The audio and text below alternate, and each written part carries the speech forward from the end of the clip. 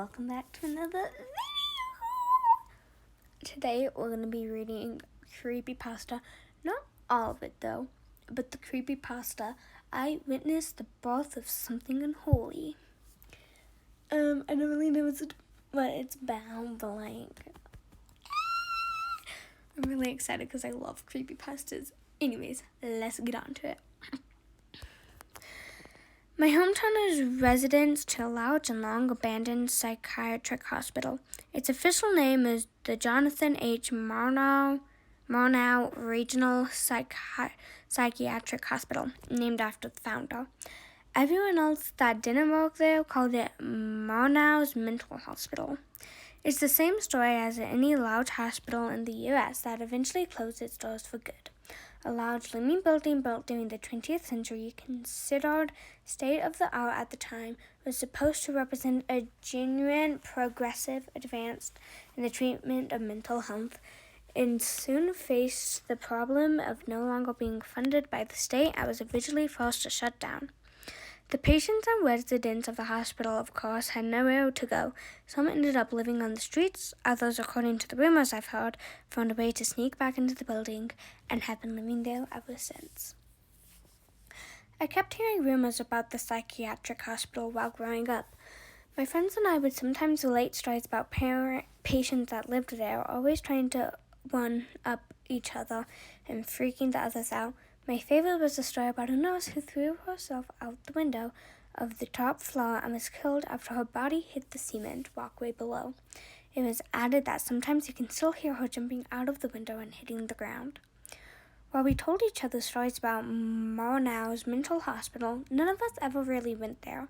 Sure, we bragged about going over there, even going as far as to say one of us spent the night over there. These were claims we called each other out on because, deep down inside, we felt a little spooked when looking at the old hospital building. I couldn't imagine any of us even going over there. Fear aside, we couldn't help but feel a morbid curiosity about the place and its history. I had just finished graduation and was planning to move out of town. I wasn't going to leave without visiting those old grounds. I invited all my friends to go there with me, for all the talk we made up about us actually being there. All my responses were, "I'll think about it," or "I might be working that day." Maybe they were actually busy, or maybe they felt anxious about it and didn't want to admit it. Maybe it was a bit of both. The hospital was way outside of town, just past the farmlands. It was supposed to be blocked off from the public to discourage trespassing, but all I saw were a couple posts with the words "private property" and no police cars patrolling the property. I finally arrived at the old Marnow Hospital around 2 p.m. It was late August and the heat wafted around me after exiting my car. I took some refuge in the shadow of the large looming hospital. It was a large stone behemoth of a building about 20 stories high, stretched out on each side. I turned behind me and gazed at the expansivenesses of the hospital grounds. It wasn't just a hospital building. There were 3 others and a wrestling bottle tower. From what I remember, there were more buildings than just the main hospital. The way I heard it, the hospital was also equipped with a gym, an auditorium, and its own water supply. When the paper said that Marnow Regional Psychiatric Hospital represented an advance in the treatment of the mental disturbed, they weren't kidding.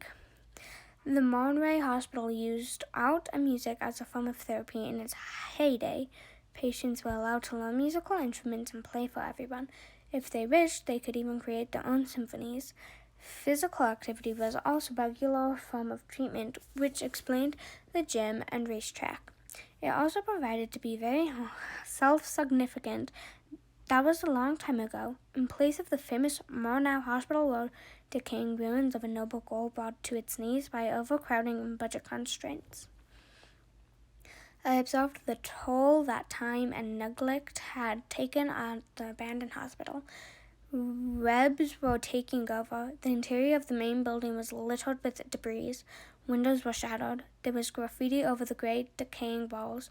While walking around the property, I realized one thing. The rumors about patients sneaking back here to live their remaining days was false. I found no sign of life or habitation there. I saw a litter of candy wrappers and soda bottles left behind long ago, but nothing that could prove the place was still inhabited. While I explored the deserted hospital grounds, the hot sun became valleyed by dark clouds overhead. The humidity was even replaced by cold air. I looked to the sky and heard the distant boom of thunder on the horizon. Strange, I thought. There wasn't anything about a storm in the news today. I had decided that I'd seen enough of these ruins when I noticed a black car strolling up ahead. Trying to avoid the police for trespassing, I ducked behind the nearest corner. I peeked around the corner and saw the vehicle ahead of me. This wasn't a police cruiser, I noticed. It was just a black car. I think it was a Chevy. Two hooded figures in black robes exited the car, and they were taking someone out from the back seat. I could make out enough details from my vantage point that they had a girl with them. She was struggling to get free from their grasp as they forced her to the nearest door on the inside. I got the feeling that something awfully bad was about to happen, and that car was in the middle of it. In my head, I debated what to do.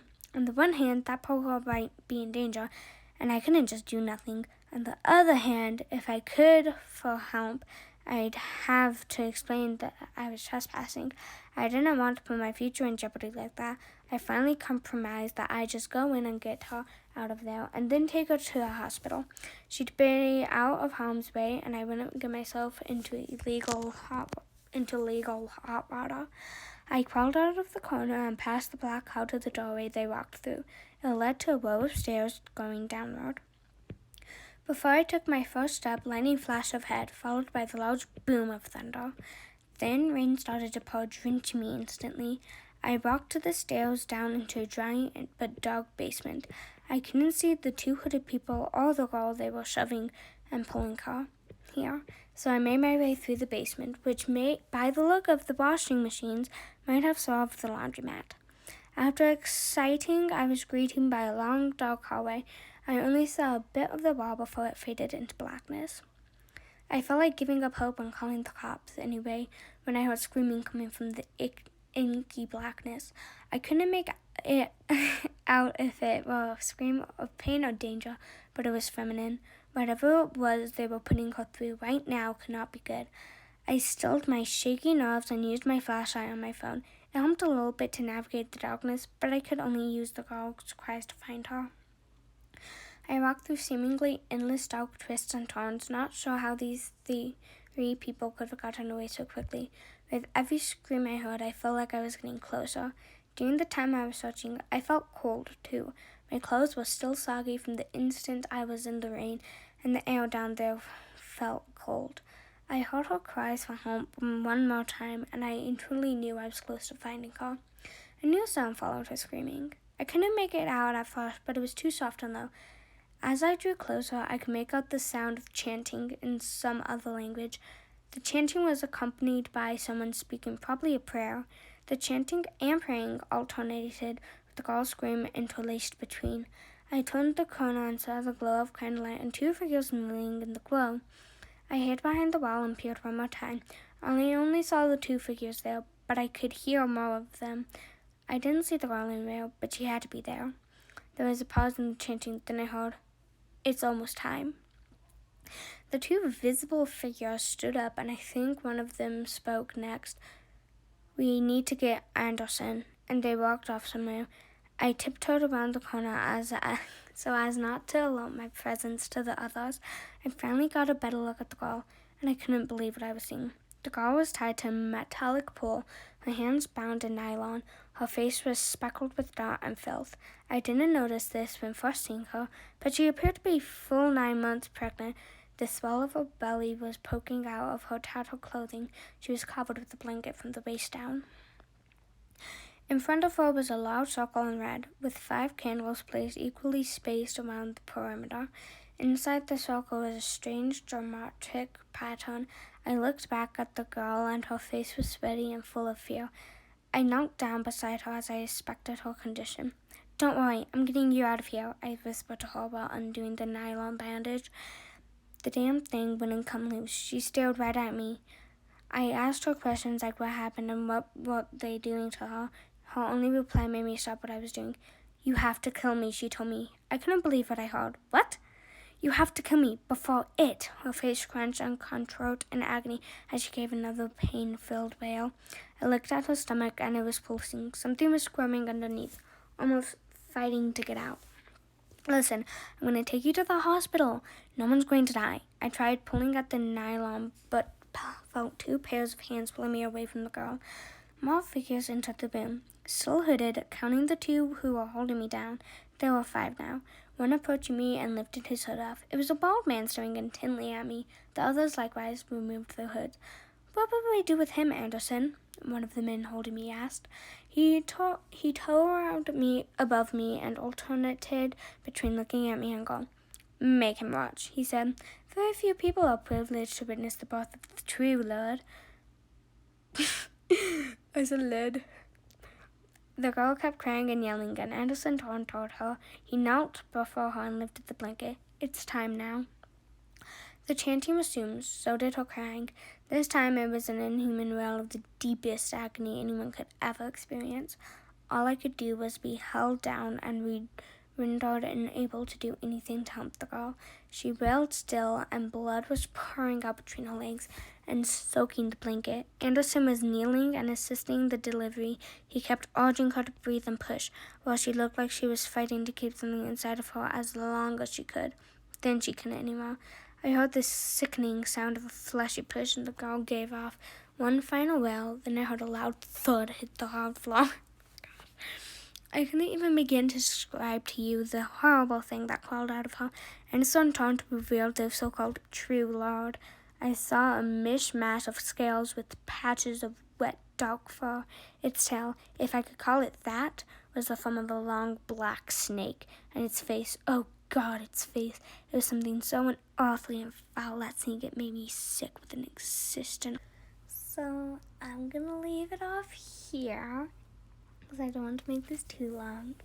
I'll make the second part tomorrow. And yeah. This is a very interesting story. The app is called Creepypasta. You could download the app on your phone, or you could search creepypasta.com on your computer, and then I'll lead you to the app, the first link, and yeah, you could submit your stuff, and you could just read. It's really fun, and there's a bunch of famous creepypastas like Been Drowned, Crystal Cove, Slenderman, Jeff, Jane. So yeah, it's a really good app, and I hope to see you all soon on the Zodiac side. Bye!